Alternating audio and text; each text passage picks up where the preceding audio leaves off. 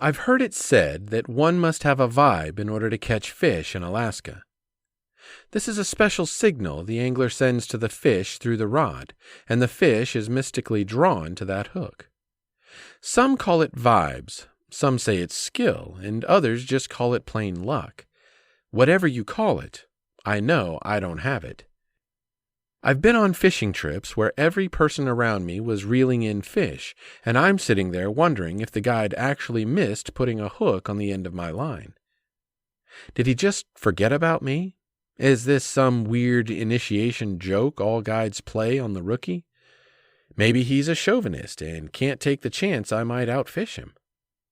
I've fished the Kenai, Kachemak Bay, English Bay, Lower Cook Inlet, Upper Russian, Susitna, Lake Louise, Talkeetna, Talachalitna, on flyouts aplenty and various points in between.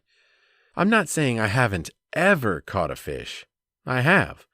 But comparing the number of times I've been out and the number of those slimy creatures I've actually got into the boat or the shore is, well, embarrassing.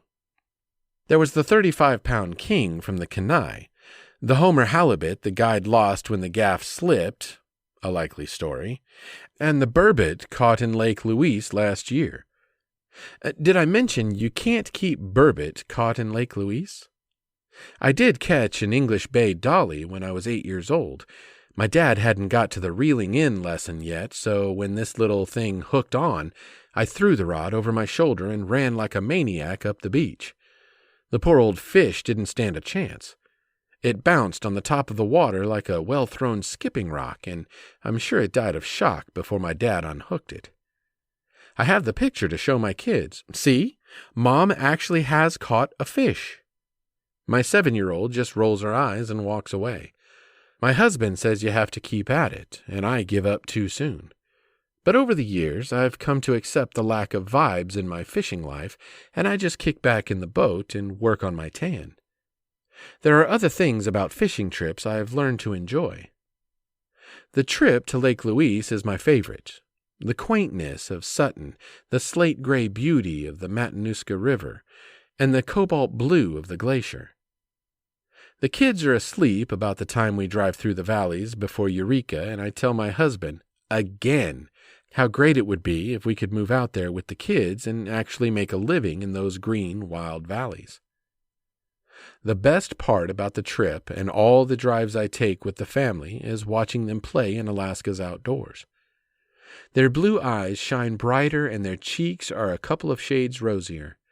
My husband is a little more handsome, is that possible? While driving the boat. The pictures we take seem to turn out more vivid and we sleep a little better at night. Must be all the fresh air. I might miss these things if I was preoccupied with catching fish. As Robert Service wrote, it isn't the gold that I'm wanting so much as just finding the gold. There are thousands of people who can only dream of living in the Greatland.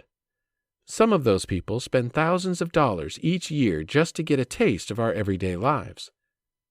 What a shame if we only appreciate it when a fish was dangling on the end of our fishing line. It sounds like a sour grape non-vibes rationalization, but if all I wanted was fish, I could go to the seafood counter at Carr's. Besides, I never heard anyone say going to the supermarket was the best part about getting his fish.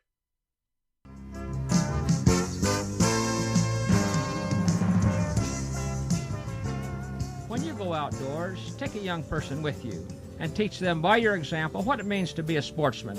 Behind the wheel or in the boat or on the road or in the lake, take the high trail and practice ethics of fair chase. Goodbye and good luck. May God bless you in the land of the midnight sun, and may your days be happy and long in Alaska's outdoors.